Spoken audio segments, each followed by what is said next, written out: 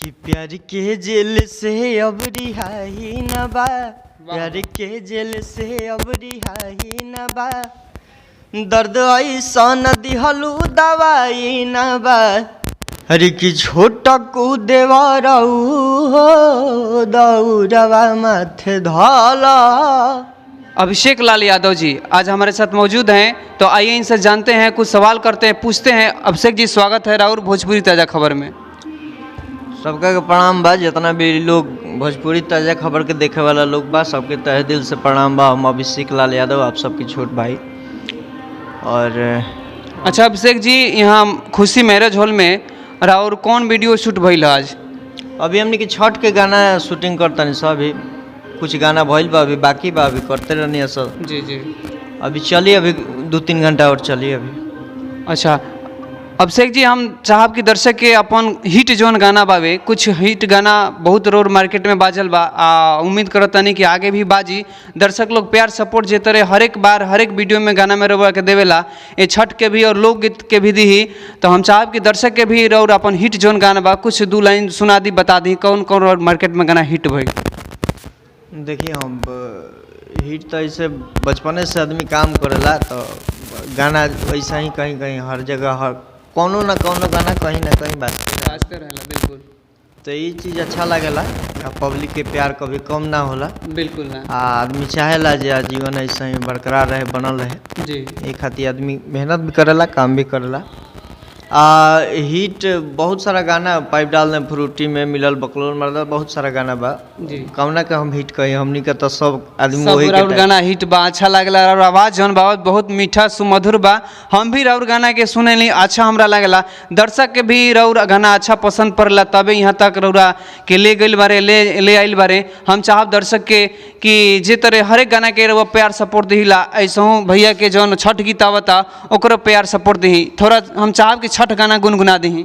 अरे कि छोटा को देवरऊ हो दौड़वा माथे धाला,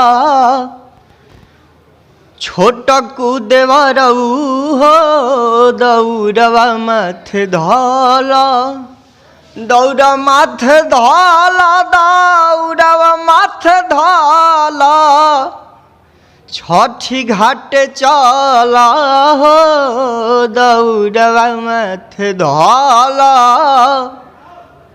छोटा को देवरऊ हो दौड़वा माथे धाला। बहुत सुंदर, बहुत ही अच्छा हमारा गाना लगल। अच्छा अभिषेक जी बताई, गाना के लिखले बा?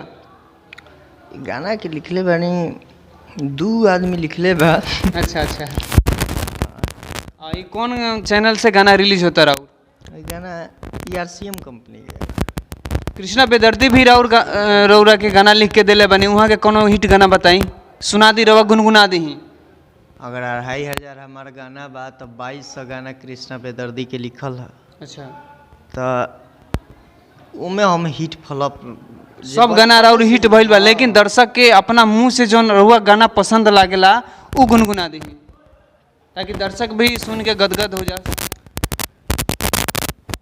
कि प्यार के जेल से अब रिहाई न बा, प्यार के जेल से अब रिहाई न बा, दर्द ऐसा न दिहलू दवाई न बा, कि हम तहरेला सब कुछ लुटा देहनी हो, तब तहरा नजर में भलाई न बा। ई गाना।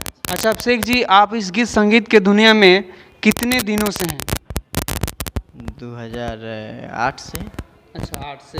अच्छा, आप अपने दर्शकों को बताना चाहते हैं कि इस क्षेत्र में आपको किन किन कठिनाइयों का, किन किन मुश्किलों का सामना करना पड़ रहा, और यहाँ तक इस लेवल तक आप हैं, भोजपुरी के इस पड़ाव पर हैं?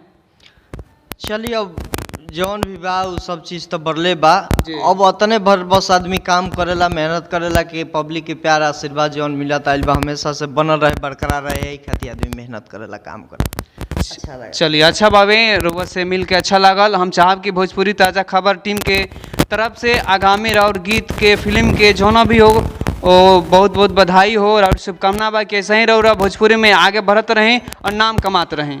रउआ सब चैनल के सपोर्ट करी, ज़्यादा से ज़्यादा प्यार आशीर्वाद दी, जैसे हमारा हर गाना के, हर वीडियो के रउआ सब देखी ले, प्यार आशीर्वाद दिले। ऐसा ही रोज सबे भोजपुरी ताज़ा खबर के रोज सबे चैनल के सब्सक्राइब करी और भाई के चैनल और भाई के प्यार आशीर्वाद भी रोज सबे। बिल्कुल, बहुत बहुत धन्यवाद अभिषेक जी। जय भगवती।